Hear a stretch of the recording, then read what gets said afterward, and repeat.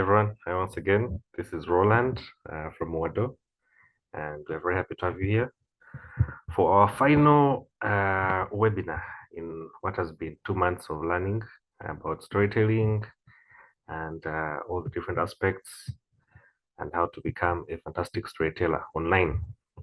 So we had a very strong emphasis on the commercial aspect of things. And for this final one, we thought we would have someone who has achieved, I would say, I don't know, he can confirm for us success financially, commercially, but at least we know that he has made a name for himself. And the assumption is that that directly translates into commercial success. But we want to learn from him how to be a professional storyteller, how to set yourself up, what kind of structures you need to have around you, to become a business, not just some random person on the internet who is saying clever things. So yeah, I will do the introduction. Our facilitator is called Moses Kiboneka. Popularly is more commonly known as Nkomo online. So if you're Ugandan, I'm sure you've at least watched one of his videos. But I'm also aware that his reach is further than just Uganda. So even if you're not from Uganda, maybe you've heard of him, but at the very least, you will learn quite a bit from him. I've had the privilege of working with Akomo before, and I look forward to what he has shared with us today. So, in terms of bio, Akomo is a sensational Ugandan comedian, actor, and social commentator who has made significant strides in the entertainment industry since he started putting out content.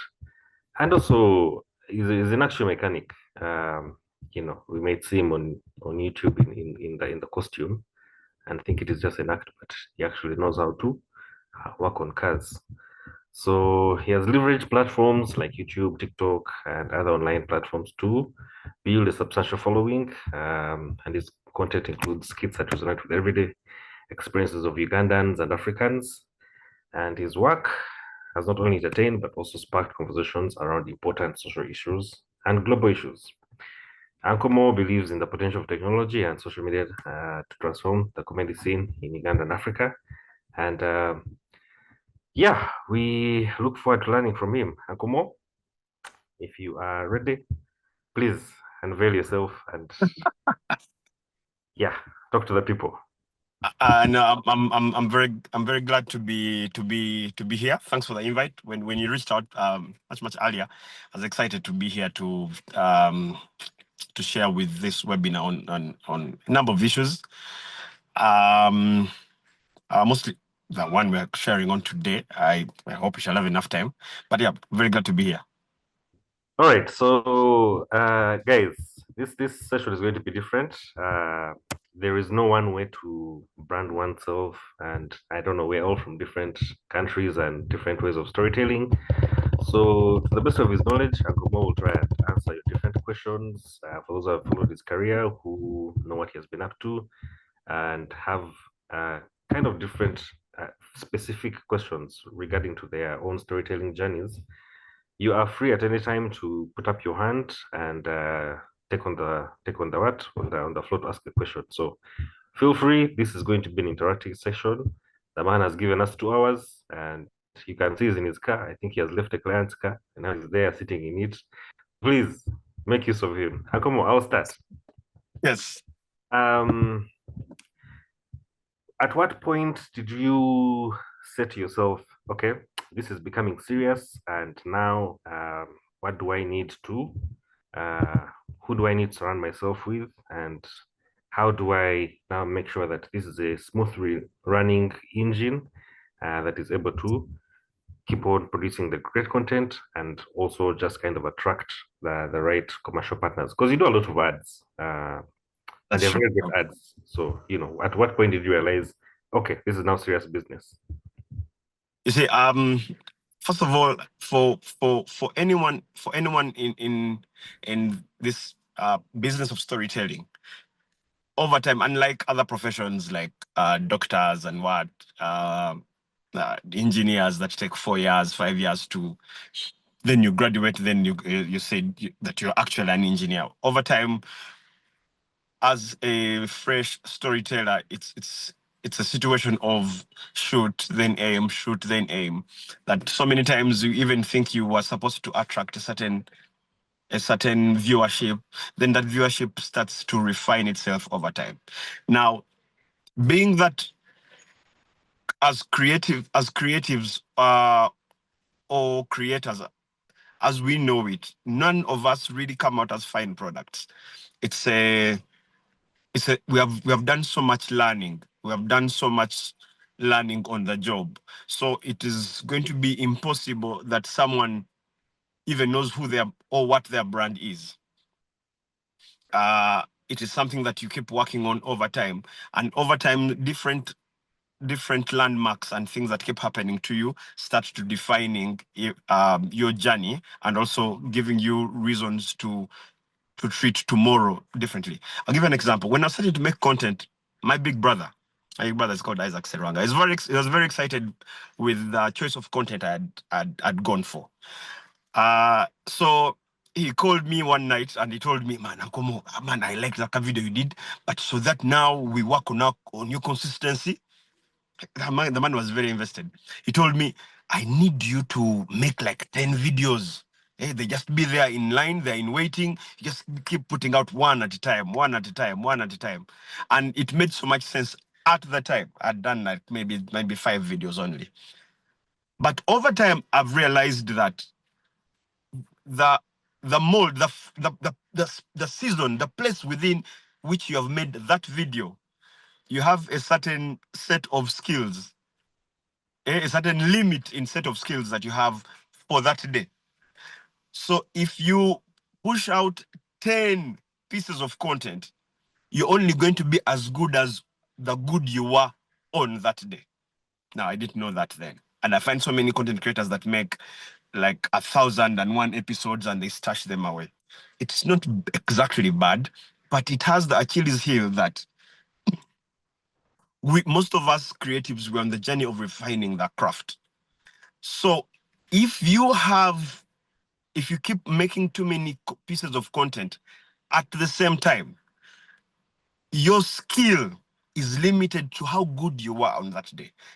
Like after releasing the first video of the 10, and you get feedback that I should have done this differently, probably this lighting wasn't right, the choice of words, I forget that. Even the world keeps changing.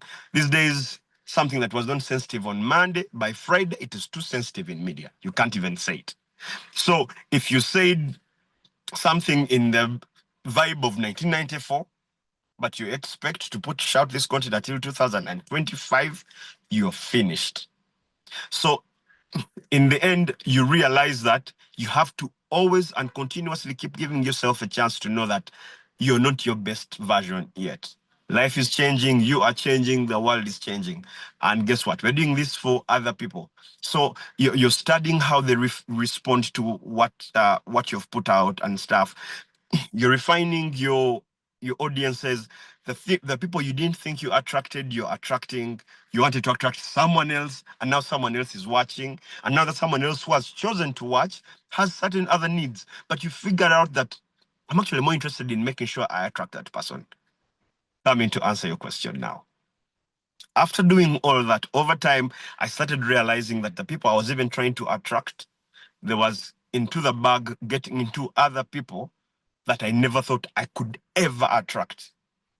And when those people got interested in the content, my choice of branding started to refine from the choice of branding I had in the beginning. When I got, I think for me, because I think it was 2 major points that started to define choice of people to surround myself with, choice of language, choice of who I want to be in media, and off of it, the people that were watching. I keep referring to my mother, but my biggest problem is that my mother is watching. But there were other people. I mean, if I found a CMO of a huge corporate company in the country, or a CEO and MD of a bank, and they're like, man, I like what you're doing, it starts to refine my next output. Now, if I had made 25 videos and I have to go through all of them to be sure I'm still ticking the box of the MD of a certain bank watching my video. So the people that were watching were a huge turning point for me. When we keep reminding ourselves who we're doing this for, it is good that you're doing it for yourself and you're going to be happy. Good for you. But we're doing this for other people.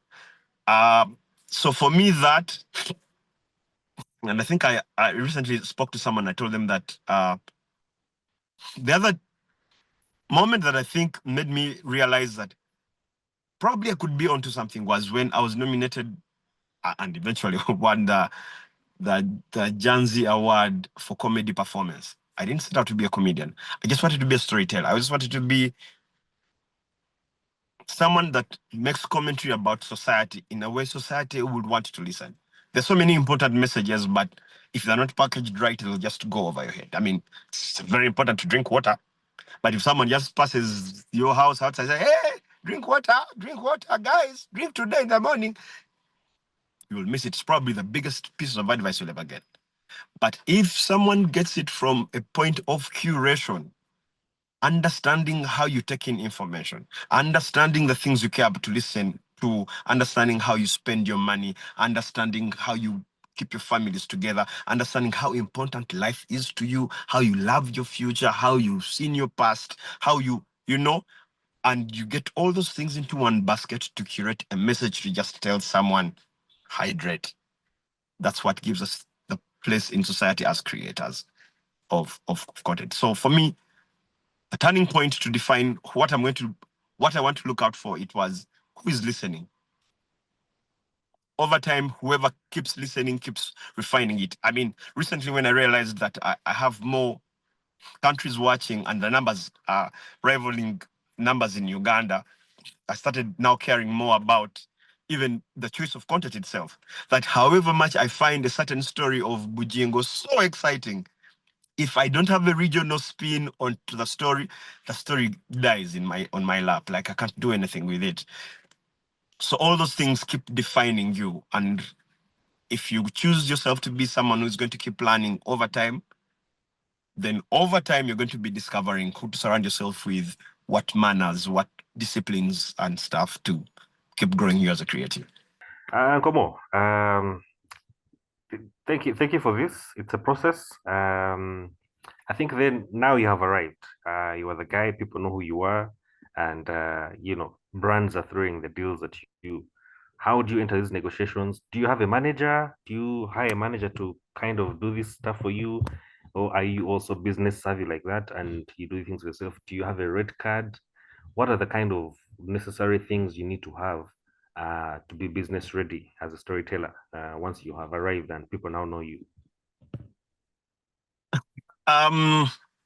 Sometimes I find that my straight answer to that, or the straight answer that people might be expecting, might be very misleading. Because I'll be honest with you, the the power that storytellers have is that they are influential. Um, they lead test. Influence is a huge currency right now, and I think so many conversations, companies, and so many people just want to find a way they can influence more people to believe in their story or their product or where they're going or whatever agenda they're trying to drive. So storytellers are very, very impactful. But, and coming back to what we were trying to talk about, growing, first of all, guys, what's a brand? A brand is, a brand is a product made by a company. Like, company comes out, and they form. Then they're like, what shall we make? Then they make a decision on what they will make, and they start pushing that. Now, what they start making is the brand. So there is you, then there is what you push out.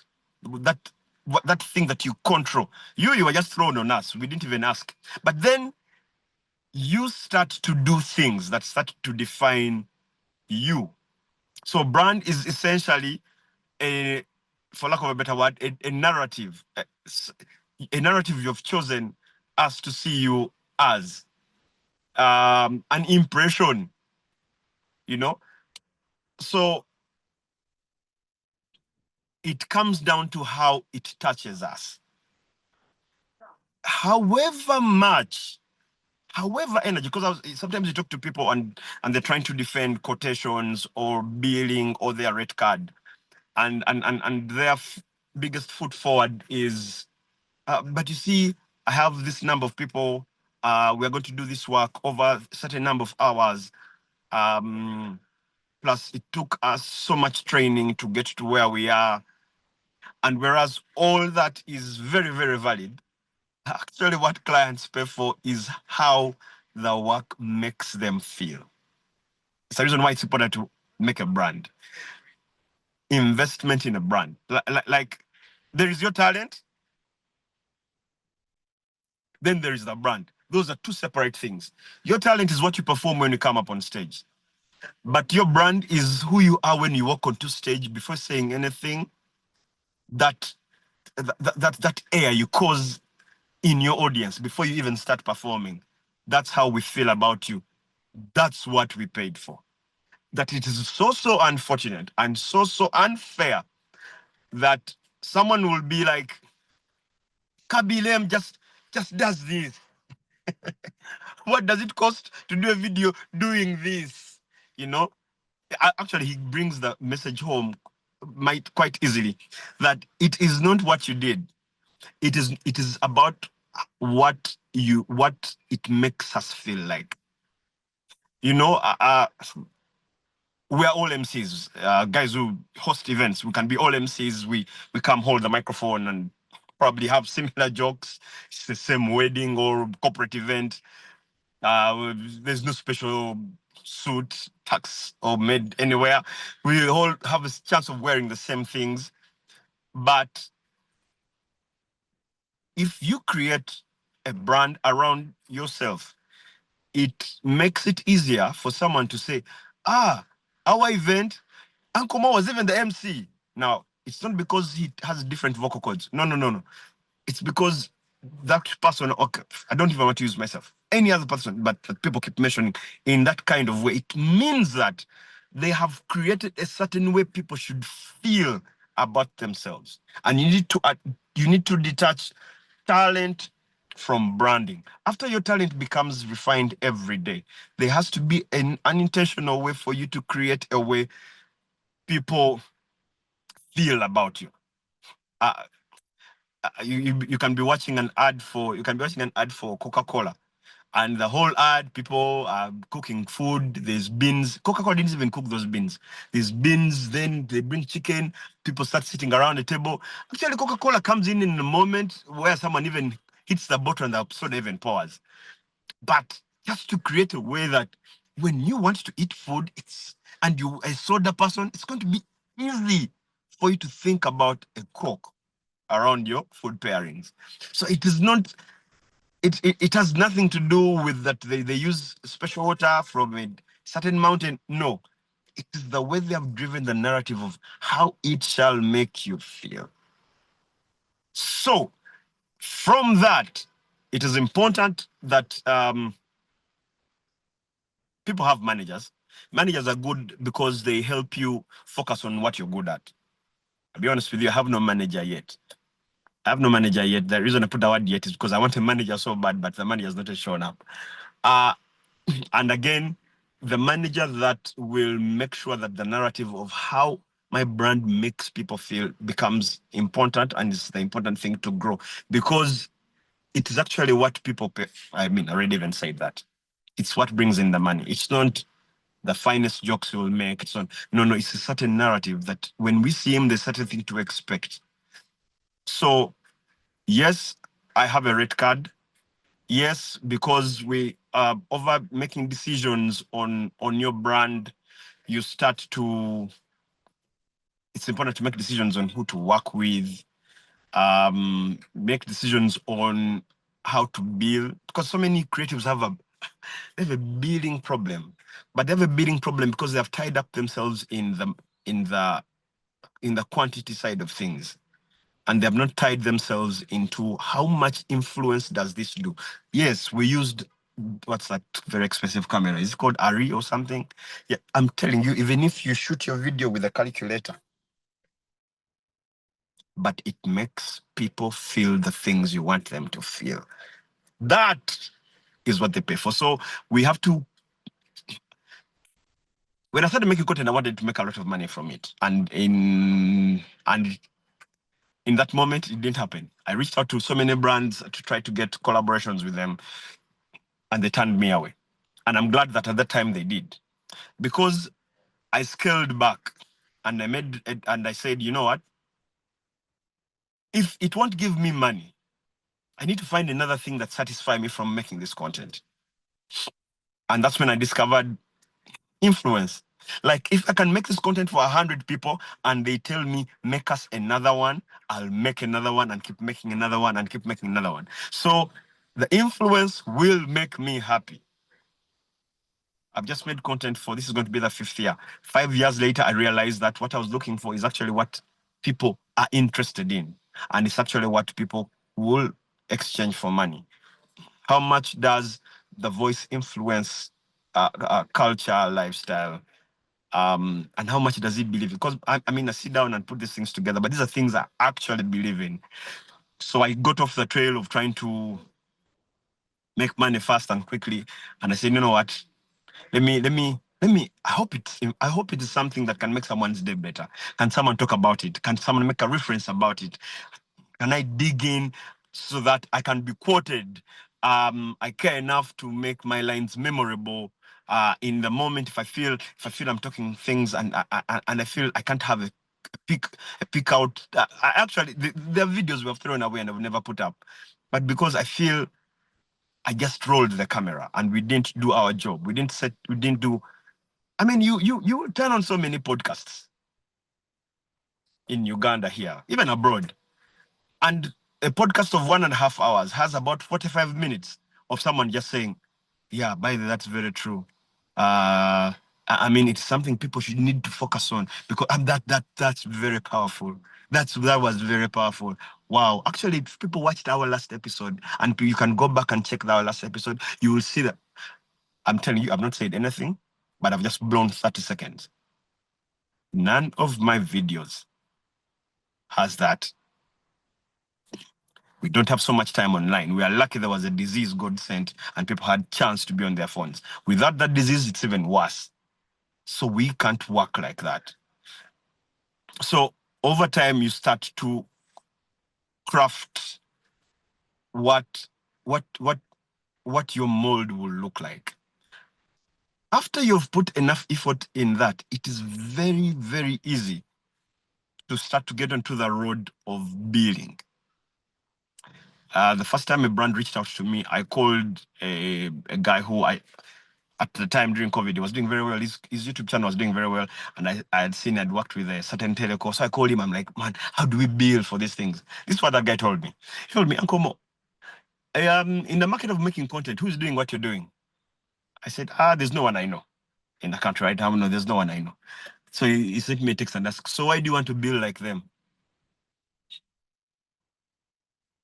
That changed my mind. There's no day I want to do work and I want to build like anyone else. I want to build with the way I feel the content will touch people's lives.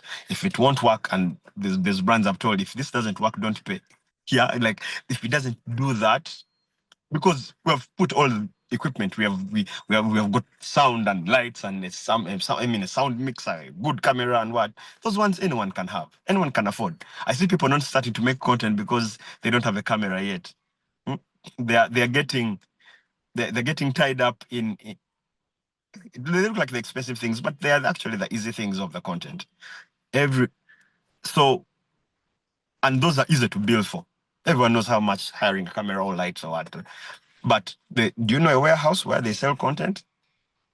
A warehouse where they sell what? Where you'll go and say, give me 4 sacks of stories. So if you have enough intentional ways to pour into how influential that voice of yours can be, Digit is now crazy. In a very short time, that's what you bill for. And the market still has the money. The only time you say the money is not there is the money is just not yet attracted to you. But the instant it starts, you will understand that it was there the whole time. It's just you that was not ready. Thank you. Okay. The market is ready. You are the one who is just you are still on the path. I think that is the key takeaway from this one. So yes, continue your journey steadily, and you'll catch up with the market. From the comments, there is a question from Nawa Sitali. If you had to list 5 very important things that will make a killer brand, such that it's hard for your choice of audience to ignore, what would they be? And for further context, they mean the steps or actions one needs to take as a storyteller or other as imperatives to the growth process. And I think I've said this a couple of times on platforms I've been hosted. There are 3 stages I follow for growth of a skill set. Most chances are everything you're doing, there's someone who influenced you into doing it. If no one has ever influenced you, like for you just gotten something from thin air and you start to do something you have never seen before, those are few. I think that's what we call geniuses. They have 1 in a million that such a situation will happen, and I don't want. And I mean that's 1 in a million. We are just 27. We're not even a million people here yet. So you see where I'm going with this. So most of us are going to be people who have been influenced by someone else. Then we start it's a journey of our own. The 3 steps I believe work for me in terms of building a brand out of your craft. And those 3 steps are imitation, integration, innovation. The first stage, like I said, is imitation. Imitation is you look out for someone who's doing exactly what you want to do. First of all, these stages, they're not things that are created. They were done. They are stages that were used by the guys who play orchestra, how they used to learn from their masters. The first way they would watch the master and how he plays, how he carries himself, and it's like, you know what, I want to be like that guy because I'm also a player like him. I'm just still young, so let me get into my journey to be that guy. So you start to imitate him. What does it do? For my case, I wanted to tell stories that are in the news. Yes, I saw the Daily Show at the time. Jon Stewart was doing it. I saw guys of Saturday Night Live were doing it. Jay Leno was doing it. I think I was a huge fan of Jay Leno and Jon Stewart. Yeah, and the way they would look at the news, you see, you would be watching CNN, the huge news, breaking news gets done, then Honda comes in to sponsor the guy to move to his couch and just now parody the other serious news. I would look at that stuff and I'm like, I want to do this. That was like 15 years ago. Okay, I'm not that old, but it was a long time ago. Jon Stewart, it's like 10 years ago or something. So over 10 years ago. So I started being interested in how these guys do this. That's imitation. Now, the good thing about imitation is it gives you, you have, you know where you're going, because you can't imitate someone who is not being successful. Okay, some of you can, but what is driving us here is I love his success, so I want to be like him. And what he's doing is the stuff that I like to do. So how can I keep growing it and be like him? So that's where it all starts. Imitation. Now from imitation, second stage is integration. So you start to practice. So you get the disciplines you've copied and his ways, what he does, how he looks like, how has he built his brand, and you start integrating that into your own brand. Now, during that point, the stage of integration, you will realize the things that you're not. I'll tell you this. I realized that I can't be the Daily Show. I realized that I can't make a studio. I realized that I don't have that many suits. I realized that I don't have writers. I have to write for myself. So I started integrating usually that's the stage where people fall off, because you realize that you are not that person. If you're a singer, you realize how you can't be Beyonce, which is true. There's only one. So integration, I spoke to a guy. I wanted to shoot in his office, to shoot the thing so that he had a nice desk.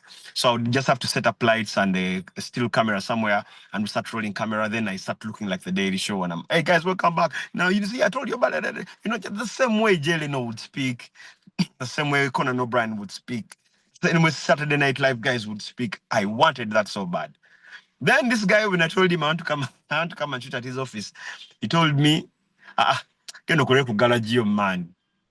He was busy. I was like, man, I be busy. You can work at your garage. Something I was meant to be like a diss or something. We even laughed about it.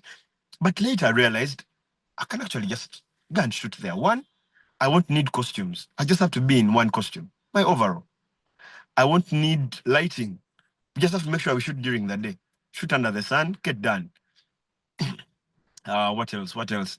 Then I realized I couldn't even afford the cameras and the lights and stuff. I remember we used church equipment. The church where I used to go to, I told the guy the lady who was in charge of media, the media team, that when service is over, bring the camera, we shoot quickly. So at integration, you start to realize what you're not, which is a very good thing, because then you don't have to be Jon Stewart, you don't have to be Jay Leno anymore. The good thing about it, you become Uncle Mo. That's the third stage. Imitation. Innovation. So you innovate a fresh new sound. Now, that's really just the beginning. Now you have figured out who you want, at least the foundation of who you want to be. From there, the most important thing I would love to mention to anyone that's trying to grow their career around that area is to fail quickly. People keep mentioning this, but you will never appreciate it until you actually do it. It's too bad when you've just started, you think you're embarrassed to have a bad video, you're embarrassed to have a bad write-up, you're embarrassed to have a bad poem, a bad song. I'm telling you, when you're embarrassed, you'll know how to not to do something again. And people only comment at work that seems like it could have legs. So if people don't even comment about your work, that's even worse. People comment because some care in an evil way, some care in a good way, because they want you to do well. Some because they hope you stop, but both is good. So it's important that you start now. I'm telling you, if you skip, like if you were in P1 and you had a horrible handwriting, then you said, you know what, I don't want to embarrass myself when I can see other people writing so well. Let me wait when, P1 is really like, 6 years? Let me wait when I'm like maybe 9, when my fingers are stronger to hold the pen and I'll have a better handwriting. So you will wait. Then you will start to do P1 work in P3. Like, I find people crazy about their work getting viral. I'm like, it is next to impossible that your first take at things is going to be nice. Why do you want virality? Why? You should be lucky that the first video sucked and 100 people wrote you off. Guess what? You're making this for 1 million people. 100, fine, let them stop watching. I can find another 100 people to start from there. So I find that it is important to fail quickly. And then the other thing that people don't forget, at least in Uganda, is consistency. And I think that's what makes a brand. Don't think because you did one piece and it came off so well, now that's what you do. There's a guy who wrote to me in my DM, I think 2 years ago, I think around 2023. I was like, I want to find a way to get my journalism career up and moving, because I won most promising journalist in 2018. I stopped listening when he said that. The other things I was just hearing, yeah. So when he got done speaking, I told him, you were the most promising journalist in 2018. Why do we have that as the most important thing in your life in 2023? A brand means that you're someone who kept doing the same thing. The good thing about digital now, good and maybe sometimes unfortunate thing, you don't even have to be the best. Some people are making content of, I am the one who can't dance well. And they're popular for that. You know how embarrassing it is that you who is not even like that, you can't take your shot. So uh, I don't understand how people just can't fail quickly and do it too many times. Because the good thing about our market is it glorifies hardworking mediocres. You think the best paid singers are the most talented in Uganda? You're sure? There are guys I know who are I would call the best singers. Some ladies I know who could be the best singers in the country. Doesn't look like that in the bank. Why? There are guys who just kept going back. They don't care about a bad song. They'll give you another one. They don't care about a bad. They'll just keep giving you another one until you just say, we can't ignore this person anymore. Who is this guy? And guys like, my name is Alien Skin. Doesn't even make sense. So I find, because you look at it, and even if you did something so well, you look at it. Your mother took out your tooth. Did she become a dentist? One try is just not enough. Or one well-done try is still not good enough. It does not make you one. I know I was speaking at the university and I asked some lady and she wanted to become a content creator. I was like, when was the first time you watched a video by me? She was like, I think around 2022. I've watched for like 3 years now. I was like, but in 2022, I'd done about 200 videos. So I told her, so for me to ever get to know about you, it will be on your video 201. And that's if you care to do so well. And not only that, God must send a disease. Because there was also that, because I had enough time to make the videos, people had enough time to watch. So there was enough time to keep moving the content for it to have as more reach as possible. So without a disease, for you have to even double. You need like 402 videos for me to ever hear about you. So let finessing, let you being good come later. It is very okay. It will find you because there are not even any people that are as good as that. We don't have them. We are so bad. We have a very bad work ethic that sometimes you're just going to be the guy people give gigs because at least you work. Yeah, there's that thing. We have a very bad market that at least that person will show up on time. At least that person will deliver. Do you know how minimum that is?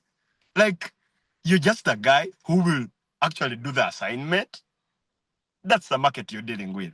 So when you can't start and just be the guy who put in more shifts, I don't get it. Because that's how I even look at what do they call it?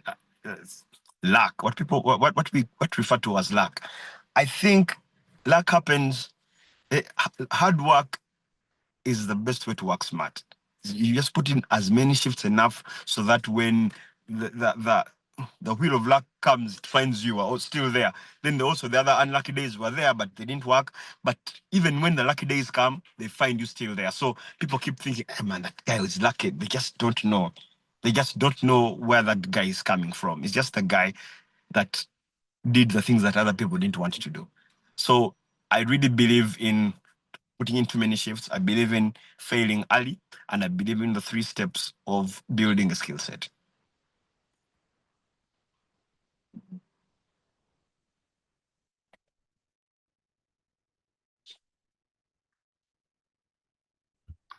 All right. Let's see. Sitali, I hope that answered your question. You said 5 things, but he has given you 3 steps. So yeah, I think they will work. No, we're not on how to count. So there is one here from Roida who is saying, how do I maintain a consistent brand image across multiple projects or initiatives? Or what are some tips for managing a brand that's involved in various activities or endeavors? So I said again, Yes. how do I maintain a consistent brand image across multiple projects or initiatives? How do I maintain a what? Consistent brand image. Oh, yes. So now, like you, who is you're on YouTube, you are now in television, you are in MC, you're in action mechanica, you're doing commercials, but it's like always Uncle Mo. I don't know if it's always Uncle Mo or if you know. Yes, Yes. how do you maintain across all these I different think projects? for that one, I think I've already mentioned it. It's a thing of practice. A brand is a set of rules and executions, certain things that keep ticking a certain similar box. So without without without output, there's no brand. Without a certain level of number of outputs, consistent outputs, there's nothing to define. Like I gave you the example of your mother took out your teeth. She didn't become a dentist. So yet she did probably something that dentists do. But if she just kept doing that for the whole village and kept doing it year on year, after some time people just be like, that's a place where people take out teeth. You want your tooth looked at, go to that place. So that's really what a brand is. Most times, and it's a reason why every time I'm doing I'm on the conversation of creating a brand and creating a brand as a storyteller or content creator or creative. So many times we're talking the commercial part. I wish that before I start explaining anything, I first tell people, guys, there is money, so that we first get the money question out of the way. Like we put it away immediately. I have realized that it just comes down to number of shifts and how you improve from shift to shift, how you study feedback, how you do it again. There is until and doing it enough times that your muscles just get used, that it doesn't hurt anymore. The production people I work with, they'll tell you, and me, I probably am just addicted to getting work released and what we do. We be awake late nights. We are not sleeping. Everyone, yeah, most of them, they don't know how to work at night. They are dozing. It's crazy. Those little videos you see, there's a lot of work that gets into them looking the way they look. Actually, to make them look simple. Yeah, there's work that goes in. Then also understanding that after we have finished the video, we don't get lost in the fact that probably the video, if the video is a hit and it goes viral, that we don't get tied in there. We're already burdening ourselves with how we're doing the next project. How is the next project going to look? There is work to do. And I feel bad that you the gig we chose. I mean, you guys look at it. Surgeon needs to study what? 7, 9 years, whatever. Doctors, 5, engineers, 4. We cry too much for people that didn't need to do anything. Like, we are the only people that have a chance to earn on our first piece of execution. We complain too much for people that can boast, oh, I have been creating for 3 weeks. Just because every day you can put out 3 videos. There were many enough. Now we know you as the other guy that switches on his camera under the blanket and says certain things. Now we like you. As simple as that. That's the other guy who makes videos talking to his cow. Hey, I'm giving you grass because one day you'll pay back that grass. Guess where I need to study to do such kind of content? Only difference is, whereas the other people's payments are assured every month they'll get it, ours feels like the lottery. We keep buying a token. We keep buying a token with every piece of content we put out, with every piece of storytelling we immerse ourselves. We're buying a lottery ticket. And it actually works like that. It really can be a win big thing. I find we complain too much for the match, who we are, what it takes to be. Okay, there's a lot of work, but how we get into this industry, gate is wide open. So the doing too much is us trying to earn our stripes, to pay the price, to be at the same level, to demand the way engineers demand things, the way architects demand things, the way doctors demand things. We're like, no, I bought my place to be here. I belong here, and people will pay for me to be here if they require my service. So yeah, it really comes down to executions until we can't ignore you. It's funny to say it's as simple as that, but yeah, it's what you have to do for the brand to be consistent. And you see, people who have worked with companies have what I call a CI, a company, a corporate image. That I am a certain company. I'm a teleco. My color will be yellow. My font will be this. Everything I put out. Not that if they put out, if MTN put out a communication and it is in purple, not that we will stop them. We can't. But it starts taking them to square one of building the brand. Hey, it starts taking you back down. Oh, there's also purple. Oh, sometimes they put some green. Okay. But if they keep it yellow, they're not having a reason to go back down to keep growing certain things. So they're now past certain things. They just have to now be putting branches and what the foundation of what they are can't change. It's so that it's possible someone can just be like, you don't know Komo, there's a guy in an overall. So if I start wearing a t-shirt this time, and then sometimes I wear a suit when I'm doing the video, then another time Adam suit, another time there's no way that I can be referred to by one sentence. Every time people giving me content ideas, I'm like, okay, how can someone refer to this content in one sentence in case it becomes a hit? Without saying, is that thing that has this person, it has this person, and there's that thing. Man, can they just say, there's a guy who cooks in the bush? You have a cooking show. There's a guy who, can they just say it with 4 words? Then you have mastered building what your brand is. The guys, they make sportswear. It's just a tick. They just did enough products for us to say they're the guys who have a tick on the product. Thank you. All right. The next one, you talked about the writing process. A majority of the people here, I think, are writers. Majority of the Muwado members are writers, but they also double in other mediums for storytelling. Your writing process. You said you write alone, or now you have a team. But also, we had one of the other webinars that we had was around solutions journalism and ethical journalism. You be touching on very sensitive topics in your videos, and obviously it's a talent, the ability to give it a comedic twist so that people can laugh at it.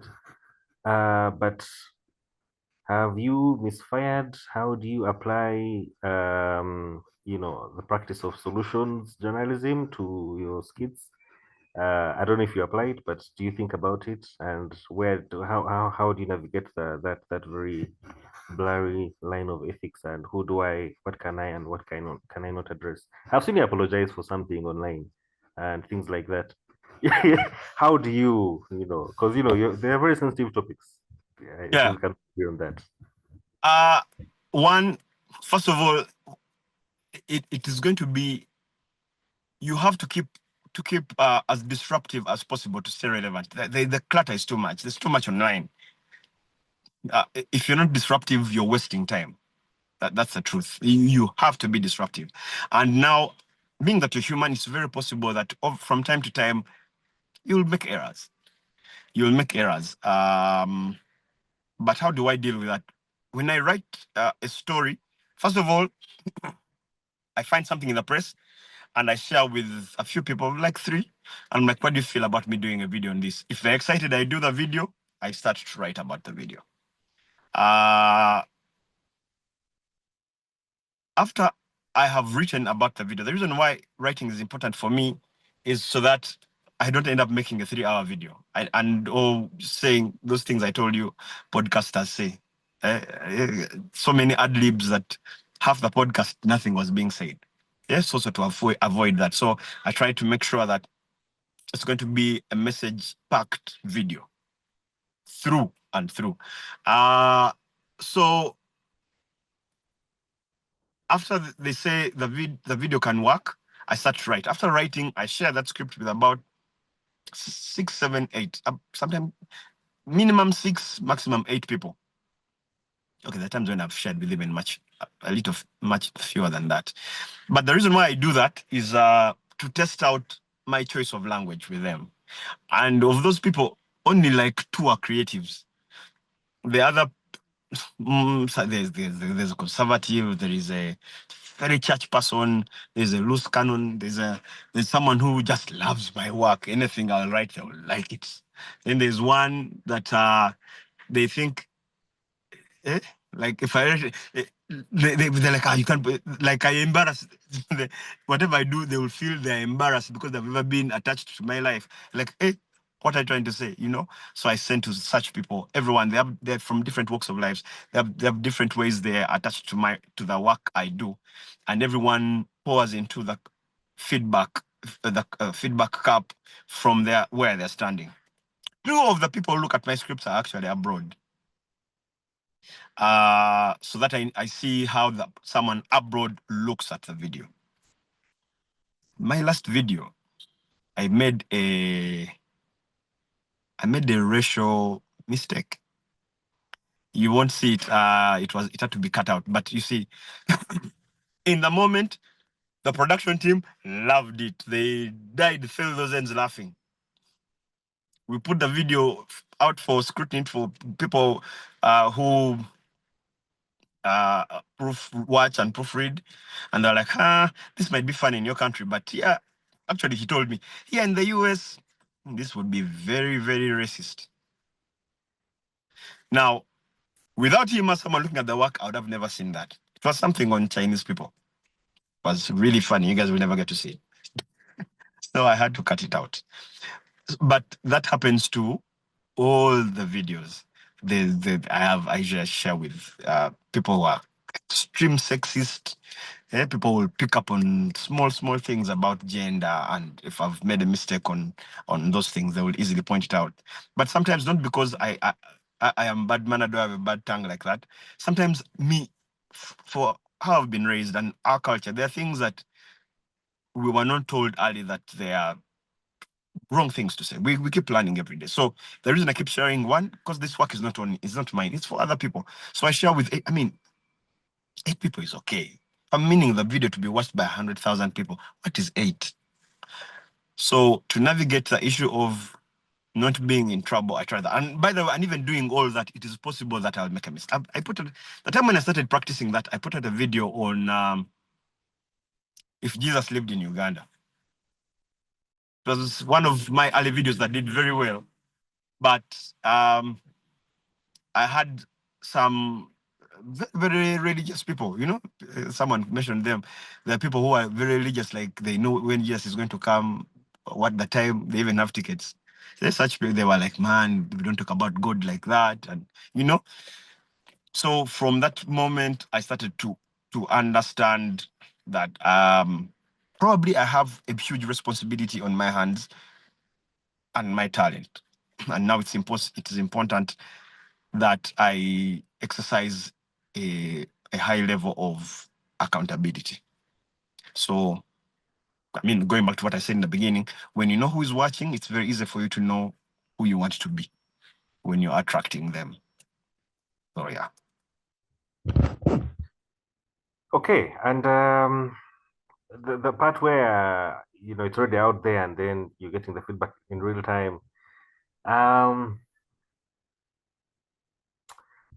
Disruption I guess is a good thing, but like how do you, we live in a sensitive, how do I put this delicately, um sensitive political environment, I think I would say. And some of your content is there, so how do you protect yourself? I think I already. I think I've answered half of that really. However much you want to be disruptive, and sometimes you might think you're being disruptive, the things you won't see. You need a committee of people proofreading your work. It's important. And that community to be as diverse as possible, so that they can see things that one can see things that the other person didn't see. And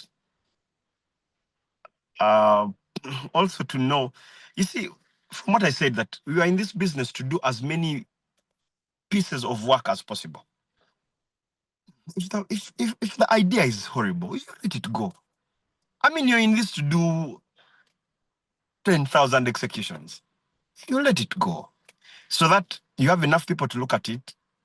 And even if it was too good and what, it was going to be funny, but it won't age well. There are mature questions to ask yourself. How will this look 10 years from now? I think that's what I asked myself with that Chinese statement I made. I was like, how will this look 10 years from now?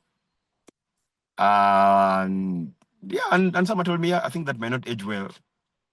And we had to cut it out. And this happens to so many things. It can even be just copyright issues and what. My biggest video last year was, and it has been, for some time now, my installment of Signs You Need to Work Hard. The one I did last year, in the video, in the middle of the video, there's a part I say, if you switch off your fridge at night, and then if you're going to bed, you also switch off the fridge. Just work hard.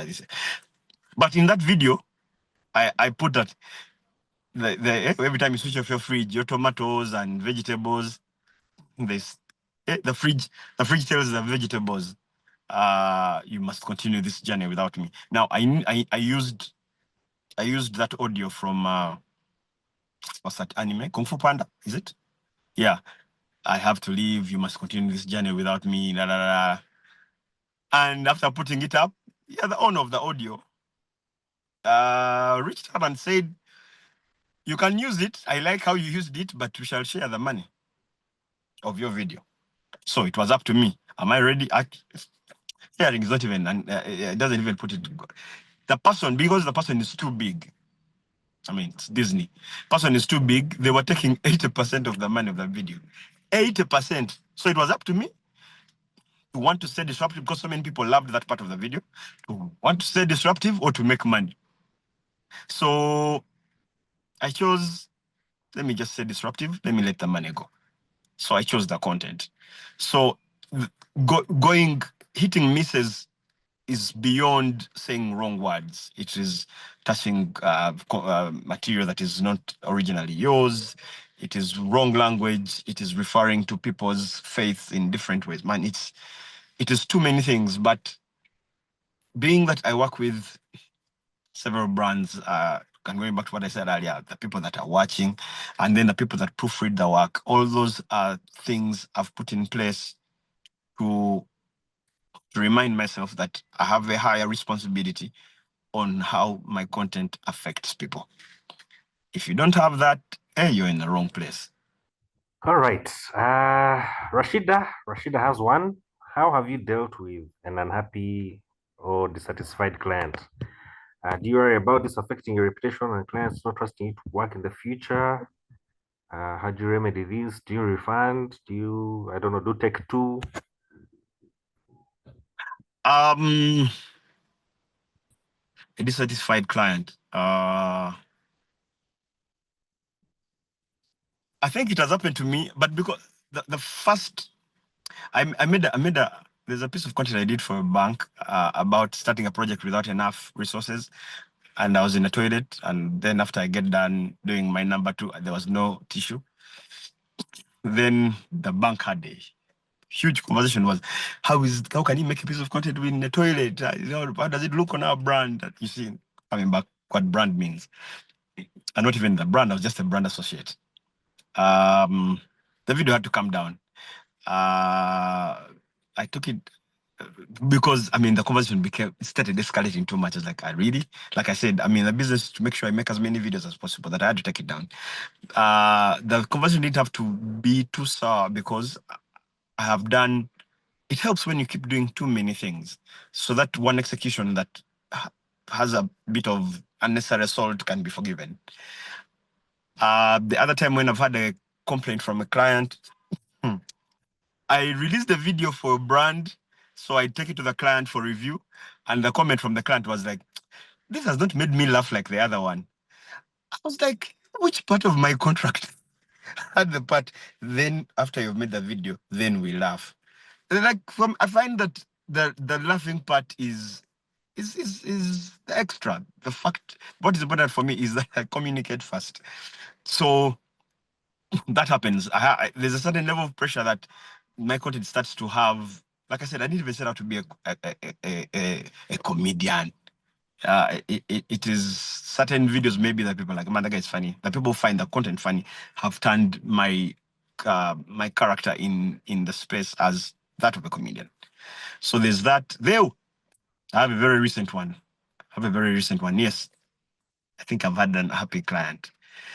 They needed me to do work to drive a certain narrative, which narrative I'm actually I also believe in, but I think they were holding my creative hand. There are things that I felt wouldn't work in the moment. And unlike so many other businesses, creative work, if it was easy, everyone would be doing it. But if you don't have a break yet, you don't have it. You don't have the break. It's the only time doing content that I've had to refund money. I never even have to refund. I've never had to refund money because it is rare that I get upfront payments. I believe the work first gets done, then you can pay. But they were passionate about pushing out this work and what, and the pressure of the how overwhelmed me, and I didn't believe in it creatively. And I think they thought I just didn't want to do the job. I was like, it's like how you go to a doctor and you're having a conversation with a doctor, then you're arguing with your Google doctorate. I think I had a bit of an issue of that. I was trying to explain where I'm coming from as a creative. I'm going to do the work myself. Yeah, I think that time I had an unhappy client. I had to be like, well, how about we let this go? And we had to let. I think it's the only time, and we had to let the work go. It happens, and it is. I mean, we're not good. You fail. I totally failed on that one. They thought my way of comms is not direct. It is I don't believe people don't like being lectured. People don't like in your face direct comms. And that's what the client needed from me. I don't believe in such. People would be like, this is an agenda. It's no longer being a Como, we shouldn't be watching. Yeah, I thought it would give such vibes. So yeah, it has happened to me. It's very recent. That's like what, a week ago? Easter money went like that. Anyway. uh you guys, by the way, you can actually unmute and ask these questions unless you're really enjoying my voice. I don't mind asking them for you. Lona has a question. For commissioned work, how do you value your work slash IP? Have you diversified your IP to different models? Um, and I guess to expand on that question, since we are really about online digital storytelling and commercializing it, in this journey of growth, you do the emceeing and acting, but online, how many other areas have you found for, uh, commercialization? Uh, just off Based off your success on YouTube or otherwise. The good thing about building a brand is that now the brand stays up for sale. It's going to be possible that you'll be paid to just attend things. You'll be paid to be in a photo. You'll be paid. It's the good thing about being intentional about being. It takes some time, which it should. Before you just want to steal, it should. So over time, and like I said, we're in a market where we don't even know how big this can go. And even our market is limited. So you start to think about how to exploit external markets. I'm actually thinking about exploiting external market. I think I've worked with with some agencies in Nairobi now. It's because, like I said, our market is limited. So if you're not even exploiting the hours we have here, yeah. So but talking intellectual property, I find it's a conversation that is clever, but probably doesn't work for us yet. I find IP. That means something has to first be a property. There has to be something, because so many people are tied up into what their IP is. Without there's even the property is not even there. And that property has to be intellectual. Like it has to show that it's different from what everything else is happening. It's different. It's an intelligent output. So many people are tied up in wanting to make money in things they like. Eh? Calling them passion. This is my passion. I'll put no. A passion comes from mastery. Mastery is the only time you can mention that what you do is now a passion. Otherwise, what you're doing is called a hobby. It's just something you like to do. You've just done it a few times during your free time, you go and do it, and we enjoy it. You sing well. But if we're going to pay anyone who likes to sing, everyone will get money. It's from mastery that we can pay people that have exploited their passions. At that level, then we can consider things like IP. We're in an era where we're trying to get as many people in the room as possible. So putting rules at the gate might not be a very smart thing. Okay, but that's my opinion. Some other people, mostly people in the music and what, they think otherwise. But I find we are a society that don't even like our own things. Like you tell people, I have a platform that has Ugandan films. You just have to pay 15,000 a month. I'm telling you, people will pay more money to subscribe to Netflix. So you'll have to say, I have a platform that has Ugandan films. Come and watch. I am telling you, Roland, if people want, let them pirate my work. If people want, let them repurpose, reuse, what, cut out the head, what, put AI, put IA, whatever. Because I don't have enough numbers to start gatekeeping anything. And probably you might think, that's not how to handle, you're misleading. And by the way, that message is very misleading to people who actually are handling their IPs a certain way. But it's a journey that I've chosen. I want this work to be as useful globally as possible, which is even hard to achieve. So for me, I used to have a problem with guys chopping up my videos on TikTok and making TikTok pages out of it. I stopped. I realized that those people reached me in places that I've never been. I've had a chance to be abroad and people can notice me. I didn't know I could be on a random beach outside the continent and someone can be like, we have seen this guy somewhere. But I know they didn't probably watch it directly from my account. So for me at the time, we're still trying to figure out reach. We're still trying to figure out what's the right word in business, distribution. And then you start gatekeeping the talent. Distribution and the talent are two separate things that have to work together.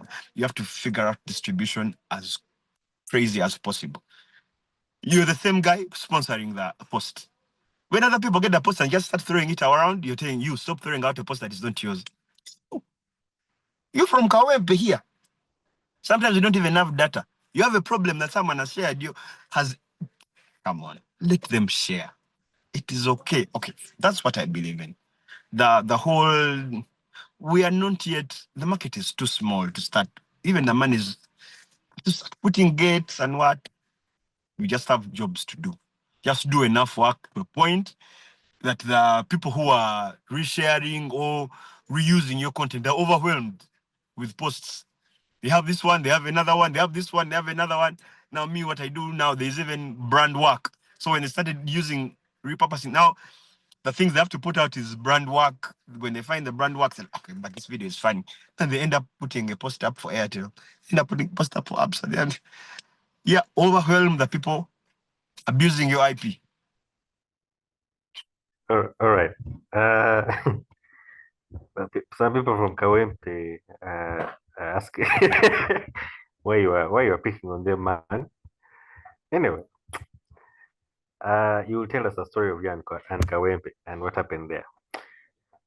Unity from Namibia. Uh, I hear and see that there's a lot of red tape in content creation, but you need to do it or test the waters to see if it's acceptable or not.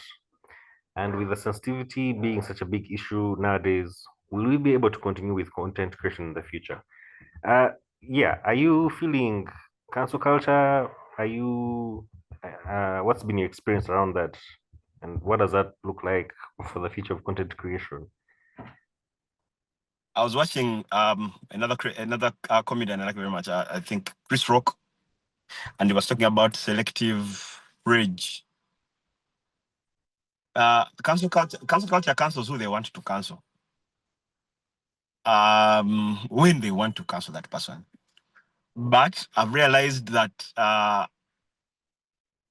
the reason why it is important for us to have our work reach as many regions, as many economies, as many places as possible is because different spaces, different countries, different areas will handle the work differently. So a person who chose that my audience will be Uganda and Uganda only risks Uganda canceling them, and now they have nothing to work with. I know artists in Uganda that were cancelled in quotes. We didn't even cancel them. You know how Uganda's market is. We just move on to the next thing, which we're also going to touch for about 2 weeks, then move on to another thing. So we moved on from that person, and that person just crossed to another country, and they just became a hit all over again. And Uganda were funny. When you're a hit again abroad, we're like, that's our person. Come back. Hey, that's one of us, you know? So it's a good thing for, there's a Canadian guy who told me, even if you speak English, please put subtitles because your accent, still there's some words, I don't understand why you say them like that. In the end,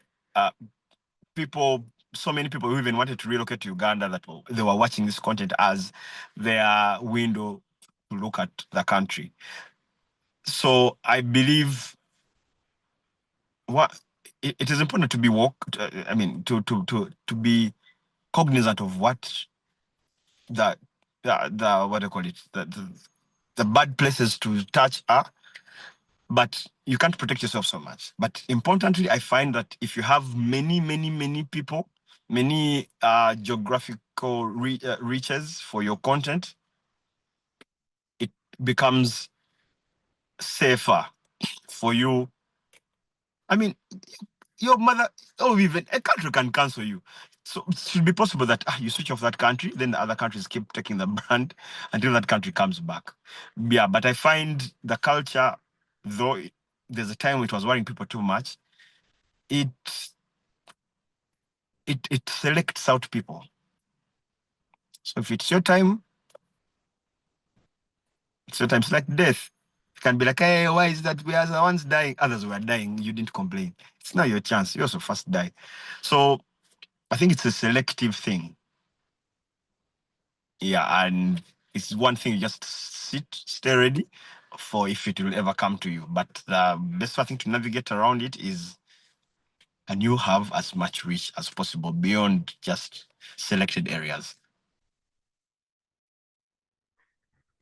Okay, I missed a question from A1 Sarah. I'll come back to it. But while you're on the topic of being in many places, because you speak like a Ugandan. You talked about asking for subtitles.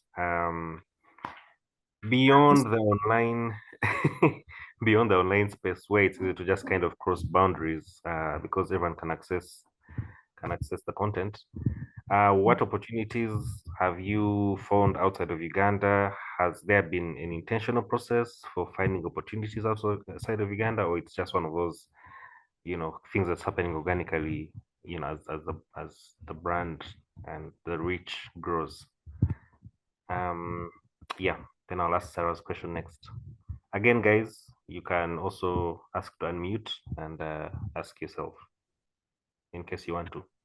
All right. Opportunities outside Uganda, like I said, I think I have worked with that where I've been contacted by agencies in Nairobi. I have done work for medical tourism. I was contacted by a chain of hospitals in Turkey. They took me there to do content for the hospitals. I was in Antalya and Istanbul. Very amazing things they do there. Of course, they majorly know that people want to go there and cut their stomachs, and also to put hair that was not there. So they implants and what, most of the plastic surgery side, but yeah, they took me through, of course, oncology, cancer treatment, stuff like that. I had a chance to. It was my first time to be in Turkey, and do content for the hospitals called Medical Park. There are many called Medical Park. I think they're yes, there's the chain. There are many. So I think so far those have been my international opportunities. The other opportunities are still really on the horizon. Some countries have reached out to some things I can't do. They don't fall in the line of what I would do content about. But yes, even I think I had a law firm from Namibia reaching out. It's like, how can I that what you guys convict so bad? You know, there are things that I know I can't make content out of, however much I want the money very bad. Yeah, so others is really still in the pipeline, but the ones that I've executed is that I think I was to do work for Downey. I think the client who approves my work is in Dubai. So yeah, those have been the opportunities I've had that are not locally gotten. Okay.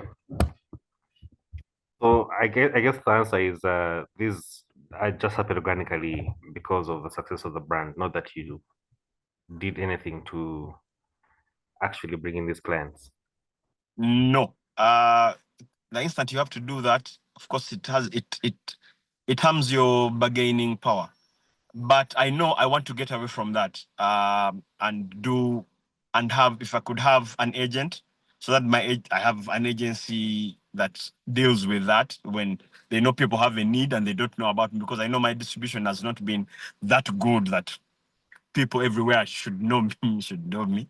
So yeah, an agency would come in handy to make sure that your brand is moved in spaces where certain opportunities, they are sure that certain opportunities you can kill well. So yeah, so far it has been because of the work I'm doing locally. It has not been me reaching out. But hopefully, if I get an agent, it could grow there. Okay. So Sarah is asking, she has you about sharing the content with different people before you put it out, so you can get different perspectives and get input and feedback that you may not have seen. But how do you know when you've got to the point of where too many cooks spoil the broth? Or do you now have your team and this is it? This is the formula. Oh, what I didn't say is that it doesn't mean that me sharing my work doesn't mean that I've stopped thinking. It's me who wrote the script. I know where I'm coming from. I'll give an example. Apple, at a certain time, the founders, Wozniak and the late Steve Jobs, were having an issue with Apple accepting connectivity with other devices.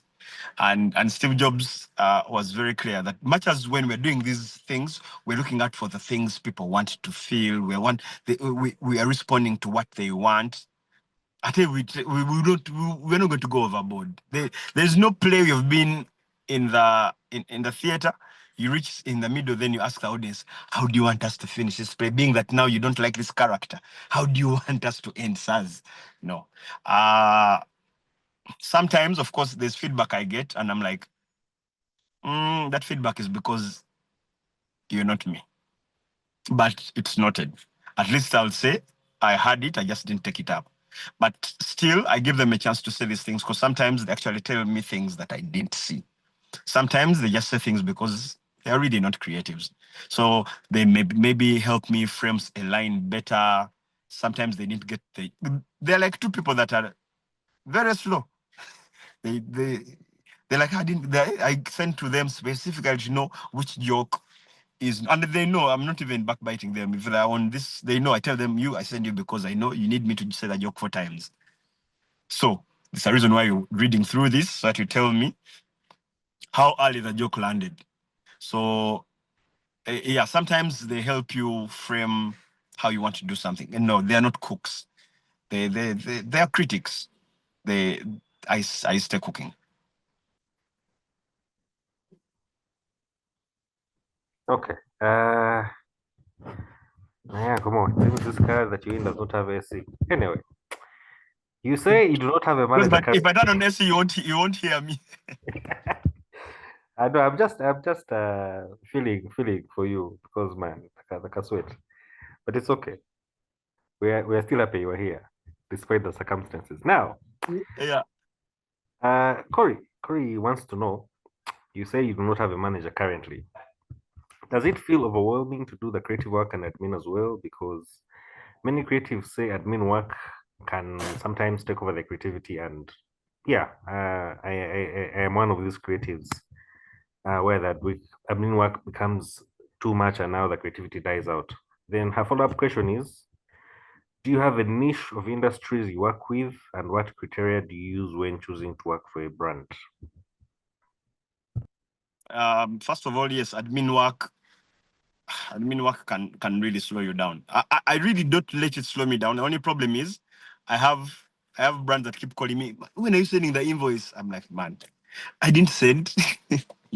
I have clumsy problems like that because I'm too biased to the content itself. So it's really just it's a problem. And I feel it's not the reason I would want. It's the manager should be in charge of my growth development. The admin work should be a small piece of what I need my manager to do. Though it is important, it is not what I read. It's not my primary reason why I need a manager. The other question asked was what? Do you have a niche of industries you work with, and what Oh, criteria do you use when choosing to work for a brand? criteria. The brand must have been in active business in the country for at least 3 years. It must be a product that I can use and openly speak about the fact that I use it. And it must be a product that does not conflict with the brands I already work with. There must be something special about the product. It's not enough that we are the guys that have a fleet of cars. Like a company reached out that they have apartments. They have an apartment block. Yeah, for me, if I don't have anything special about it, I can't. There's no source of content. That, like, I want to make the money, but I'm asking myself, but how will I make this money? So, if there is no, what's the special thing? What does it show that you're a market leader, that you understand this beyond other people? How does it show that you care about the people you're selling this to? Or what's the new thing that you have that other people don't have? I usually want the brand to tick those. How do you care? How do you show you know too much? Or what's the new thing you're doing? When I don't have those three things, I don't have news, I can't make content. So every time someone brings me a campaign and there's no purpose, and several brands will tell you that I told them this, I be honest, I'd be like, I can't work here. There's nothing special you're telling people. One of them was a big beverage brand. They told me to do a video that they had changed their branding, where their color green now is a bit yellow. I want to make the money, but what's the story to tell? There's Floyd Mayweather, what? He did 50-0. He was not beaten, I think, all 50 fights.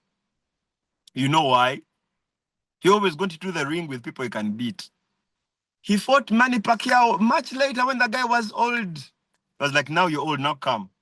So though it doesn't work all the time, I want to keep telling myself I want to get into the ring where in my head, at least, I know I have a higher chance of winning. Thank you very much. I think from fact that I chose to do this, over time, people start referring to you as you are the one who can talk about this. So it has been very helpful that people keep throwing stories at me, throwing content angles of certain stories. Because I mean, when I was doing my last video, what sparked it was someone telling me that people voted for Trump, but Trump had to come. They voted for Elon Musk too. And in a moment in my head, the line came: the election was buy one get one free.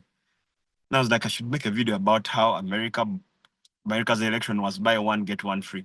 So it has been very helpful that people keep throwing these stories at me. But I actually get most of the content in quiet places.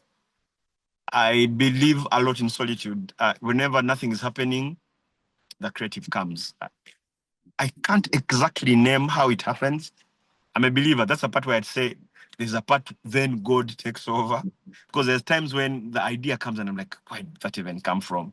Then it's onto me to start cooking it and developing it to be better and better. But most times things just show up. I don't even know how, but I guess I was created that way so that I don't starve. To management. Why haven't you taken on a team? Are you just this capable, or are you like Kanye West and you're unmanageable? First of all, I'm a bit because I know because over time you start refining what you want. So it might create a certain bit of the manager must come knowing what they want to do with someone like me. I have the team I have. The garage where I work, I'm the general manager there. So I am used to systems. I've been making content for like 5 years. I've been running that garage for 10. So I've been a manager longer than I've been making content. So for now, I've been managing majorly the huge chunk of our work is really the production. But I know I need someone to take that away from me so that I can concentrate on strictly creating. I've had conversations with only I think like 2 people. The most capable one, there was an issue with the English in the contract, in the management contract, but that's the only candidate that I thought I would work with. Just that we had oh no, the share agreement was okay, but I think there was a technicality in the contract that I didn't agree with. It was a manager that was ready to get me because I had a plan of. I mean, that's me extreme because they're like, where do you see this in 5 years? And I gave it to them. They're like, the truth is, when we saw you do your content, that's what we saw. So now we have to make a plan of 5 years to see how we get there. And what we want to do is all this stuff, invest this much. You come with your creative. We can allow you some people you can bring on board. We also get you some researchers and writers, and we get this on the road. I said, this is the best opportunity I've ever found. Then in the contract, there was something like, but when we start making money, we first recover our initial investment. I was like, no, we don't have to recover our first investment. You said 50-50? I don't care. Me, I believe in this content so much. Because at the time, I'd given up on money. I was enjoying it. I was vibes. Now someone even wants to help me bring the money in. Me, I just have to bring only the creative. I was like, this is what I wanted all my life. I want to be on an international. I want to do a daily show, Africa. Sorry to use the word daily show, but a daily show but for African stories. Wake up one day, I'm talking Namibia, Botswana, Nigeria, Ghana, Kenya, anywhere. A story is breaking. I have a 1 hour recap of African stories every week. That's what I wanted to do. They were like, we can get there. I was like, this is the best opportunity. Then they talked about recovering their initial investment. I was like, you guys, the reason why I came to this meeting is because the things I've done. to earn this meeting you called me for? Who recovers my initial investment? They're like, no, because we had this conversation in 2021 because we don't know, it's a risk. We don't know where this is going. We don't know if you really have the work ethic. If you keep doing this, if you will become a headache. And I was like, I really believe in this. Okay, to even show you that I don't want to start policing how much you're investing. I am pushing more percentage to you. You take 70, I take 30. Can we start working? We had even gotten a studio where this is going to happen. We had built a garage afresh, and I know there were simulations and stuff. So that's how excited I am to be managed. But the only perfect candidate had a clause they couldn't take out of the contract. It wasn't even a management, it was a partnership. And that's how I don't want to really just hire someone to make invoices. I love growth. I want development. I want to build more people around me. I have a few people around me, but they're temps. You know, they are around. They can only be around when they're around. I would want more. So I'm really still in the market reaching out for more.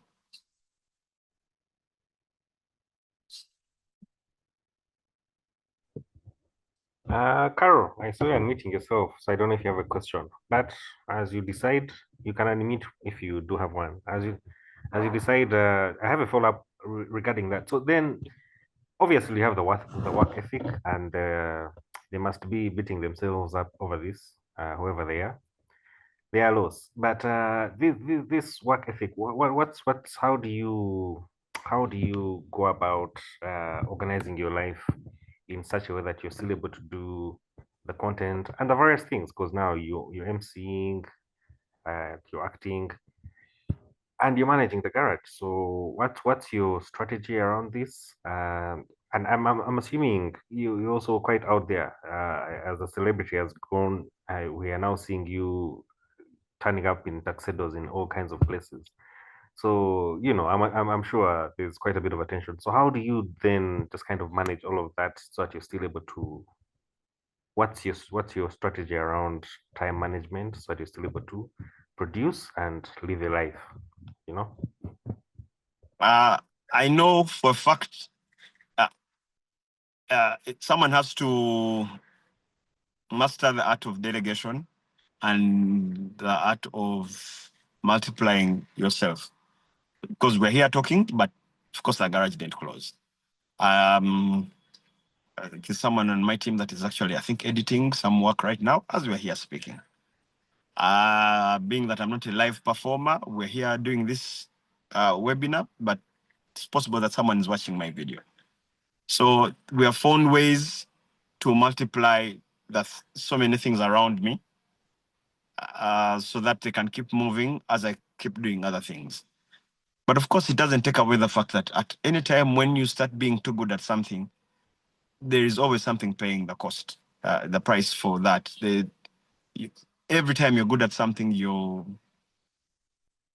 nearly not being good at another thing. You're trying to keep your physical life in shape. You're trying to have your social life together. My phone is filled with social unmet appointments that apologies. So every time it's possible that I've nailed this execution, and then later I have another execution. This is coming out that I'm doing this. I mean, I've met you, and then on Saturday I'm hyping up a wedding. We're at an event and stuff. Yeah, it doesn't take away the fact that sometimes other aspects of your life are suffering. So there are difficult decisions you make, and hope it should be okay. All I can tell you is that I'm doing my best. I can get that. I can get that. Best practices. Do you have some best practices that have made the vehicle keep moving, that you have learned over time that kind of help the things keep moving, even if it may seem overwhelming? Yeah, no, I just make sure I try to keep my hands free. However much work we have, we make sure we do the work. Like my production people know the only time we should delay is me cooking the idea. But if the idea is cooked, we never sleep until the edit is done. We have to keep our hands free at all times. We have to be ready for work to come. And I also believe in a lot of accountability. I think any man is as good as what he submits to. So, and I hope to be that man. I hope to be someone who has something they can look at and they're like, no, they will look at me differently if I don't do this a certain way. So I have given myself several points of accountability. And I also don't like work that drags. I don't like things that are not moving. If something is not moving, I'm going to be lost. I want to be working. I want to be doing it. So yeah, that takes me back to something I mentioned. Sometimes you're just a person that will make sure you deliver. So even if you're even not good, at least let the people I've worked with say, but he just gets the work done. But he meets his KPIs. The people who come to the channel, like that he covers the stories. At, at least he gets the job done. I think if someone can just tick that box, other boxes can come. I guess then the 5-year plan, has that changed? Are we still getting the daily Africa show? What does I am still on the course to get it. Hopefully one day I'll be in the right place. I'll find the person who will bankroll this thing, and I'll be ready to go because I'm ready to go. I don't even need 10 writers. I don't need 30 researchers. Just know I'm just ready to go. Hopefully one day, as I keep looking around, pitching my idea around, someone will pick it up, and I just can't wait to get started. Platforms? You share the content on very many platforms. I think most of us are familiar with YouTube's monetization, but because I think the goal behind this is to develop very capable digital storytellers. So, what's been your experience with the different platforms, their monetization offers, and the opportunities across the ones that you post on? Yeah. Do they all pay, or are they some of them just for publicity and for reach? Now, the reach and publicity is the most important thing that platforms are going to offer you. The platforms, even if you have millions of views and what, to be honest with you, the money from there, like to give you a metric to use, any money YouTube pays you in dollars, multiply it by 20 is what you should be earning in dollars because you have that channel. Yeah, if YouTube can pay you $100 a month, multiply by 20, that's what, 2,000? You should be making 2,000 in sponsored work or endorsements so YouTube, can you find a way YouTube can pay you $200? You've found a way to discover $4,000 minimum in the market. So I've even given you an insight on how to build. The platforms are giving you a chance to buy the lottery token to see how much your voice influences the audiences that watch your content. So now, after you have achieved a certain level of influence on your audience, the next question is, what do we do with this? It might not even turn into money. It might just be influence. You're just a guy who has touched people's lives. It could even just stop there. But if it's commercial, everyone is trying to buy the influence. And of course, if you just need to do engagement mining, talking about things that, because most brands we have in Uganda are family brands. So if your language is bad, of course they won't touch you. If you just wanted to have quick viewers, they won't touch you. If you appeal too much mass market, of course they will look at you. They're like, okay, he has so many followers, but do his followers use V-Power. So it is important to take your time, but having the right audience that gets the right money coming to you. So yeah, the platforms are there to grow your influence. Then how that influence, what happens with that influence, that's a you problem. But apart from YouTube, do the others also give some coins, or it's only YouTube? Thank you very much. I don't want to go there. First of all, YouTube, the other ones, they don't even want to bother with you guys. You don't have advertisers. What? Because Glovo will pay how many creators in there. So let people not be falling over themselves. Yeah, it's good money, but over time, when you're interested in the money, it will be enough for you. But when you start getting interested in reach and hearing what guys abroad earn because of the reach they have, you realize how. I mean, I was watching Wisdom K the other time, and he was saying every averagely brand partnerships they has 100K. Yes, some 60Ks here and there, but usually, man, that guy is saying, I mean, last 3 months he made $1 million. I mean, why? What's different from us? Probably we don't have the economy, but you scale that a little back down to our economy, and you see the money we should be making if we're putting in as much effort as those guys put in. So if the effort we're putting in is actually there, forget the money that the platforms pay. It's what? When you're at those figures of 20 million taps and 30 million, you'll make what? $2,000? Why should I be making that money when I have 40 million people viewing? So of course that tells you one thing. That money just pays bill, keeps the light on in your house and what. But then it shows that you are in the space where you have actual huge global impact. So anyone that comes to you and they want to just see you rolling your case through Hamad International Airport in Qatar, they're going to pay you sizable money. 50 is like what? 50K just for you to do. I mean, I think Kevin Hart did that ad. Yeah. And you think it takes, what does it take? Do you know things Kevin Hart has done?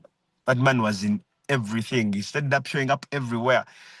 We are just looking at what he's doing right now, but man, that guy overdid too many things. There's a time I was tired of seeing him in every movie, everywhere. It's just until people just said, man, okay, we want to listen to you. So yeah, don't the man is there. It's not the man I'm wishing for the people who are on this webinar. All right.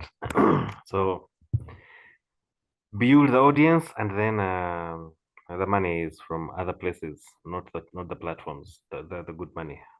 All right. Yes. I think the people have had. So this is going to be the final one from me. I don't know if I think the chat is also closed. I think they're satisfied with your answers. So you've been doing this for a while now. You have spread your wings. You've gone out there, and I feel like you are in a great position to have some kind of insights about the stories, the storytelling scene in Uganda, very much so, but I guess also around the continent. I'm sure you interact with other creators from other countries. What are the real opportunities for untapped opportunities for African storytellers online, especially online? What do you think is untapped? What for the people here who are trying to do this full time as well? Because I think that's why we're all here. What are those areas that you see that there is a potential? We just need to see how to get in there and milk it and to make it uniquely ours. Even offline, by the way. For starters online is we have to tell our story with the world in mind, because I have seen so many good works, but when they have, what can I call it, people don't have the world in mind. they have not tapped that. I enjoy reading through my comments, and I can have thousands of people commenting on, say, a TikTok post. I usually read like 1,000 of those comments, like 5,000. But I enjoy seeing different people from different countries telling me what's happening, where they are, and what they think my opinion could be about it. There's that space to tell our stories, our Ugandan story, in relation to Kenya, in relation to Rwanda, in relation to South Africa, because that means Ugandan is going to read that story, and a South African is going to read that story.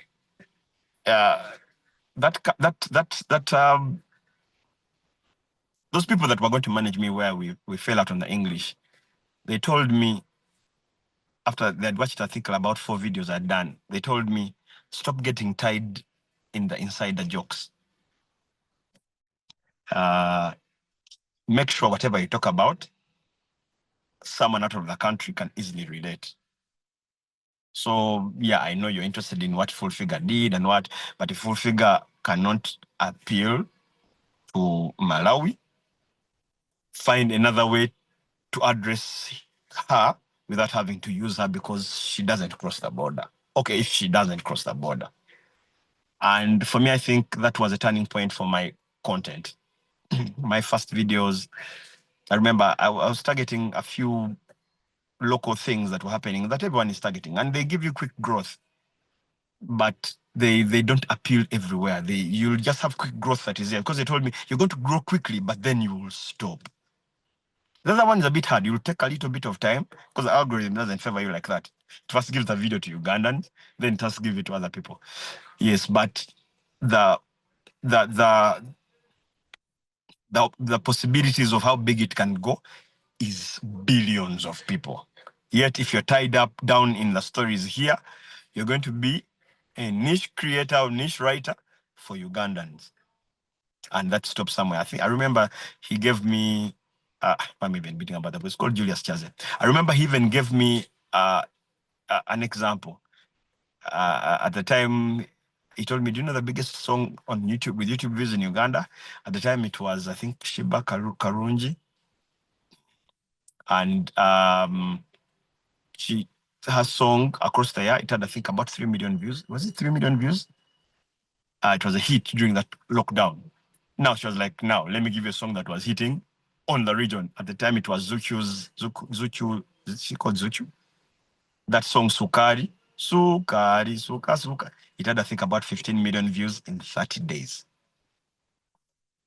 And it put those 2 things for me on the screen and told me that's the difference between local reach and regional reach. So yeah, I know some things are very exciting and what, but leave those ones for the people who want to or who are specializing just only in the local stories.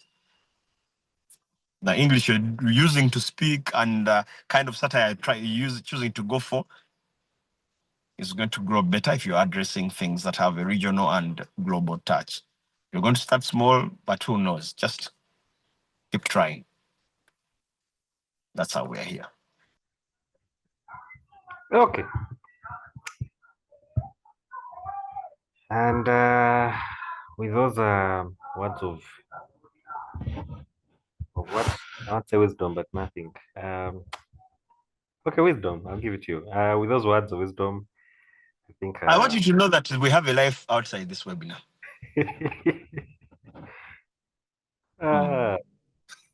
I'm being at my best behavior because we have too many guests.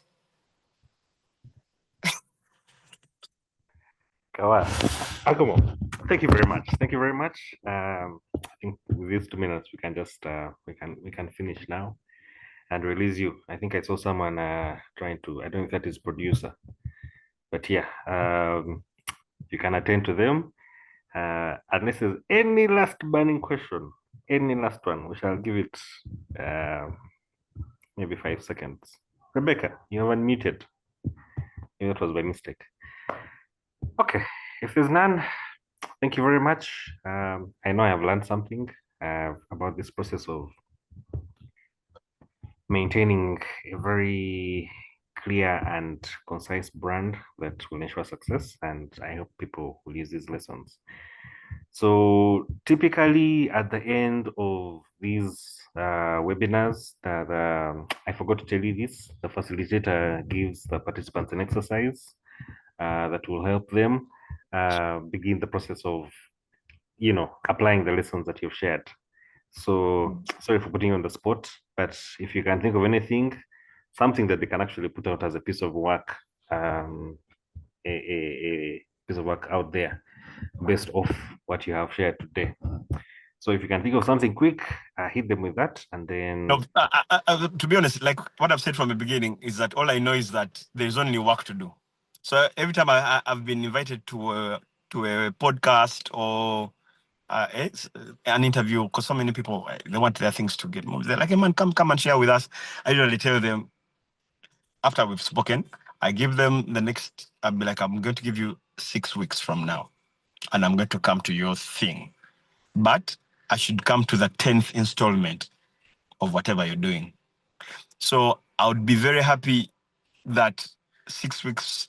Okay, I don't know what different people are doing. So for some people, 6 weeks is even too much time.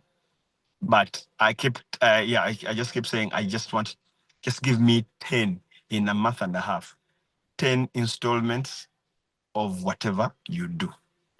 The 11th, I will know you're interested in doing this because after you've done 10, you've cleaned up, you've understood what doesn't work, you're beating yourself up at a bad delivery, wrong choice of words. People didn't watch at all, so you're looking for other ways to be disruptive so that now people will watch, So that's what I keep saying. There's only work to do. And you at least just do 10, so that you just don't have one car thing. You keep moving around for days. You're excited about it. You think it was the greatest work I've ever done. Some of the things that I thought would be my greatest work, people didn't even look at it like that. The easier ones are the things that people glorify. So stop getting tied into that one thing you are very good at. Okay, so guys, you've had the man. You will need to see 10. Let's give it a month. This month is ending. So by the end of next month, if you can consistently produce something every week, that's your assignment from Uncle Mo. And then maintain that consistency and the ability to keep on putting out stories and new material, and not to get fixated on one particular piece of work. Just keep on releasing. Okay, I think that's it, Uncle Mo. We shall meet outside of these things, and for everyone else, thank you for those who have made it for all the 8 weeks. Even if you're not made for all the 8 weeks, we are putting recaps on the site. We are going to put out more clips of the important sound bites from all of these webinars.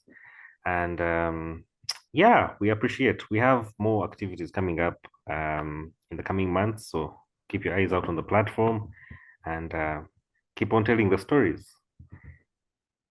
Thank you, and enjoy the rest of your evening, guys. Thank you, guys. It's been an honor.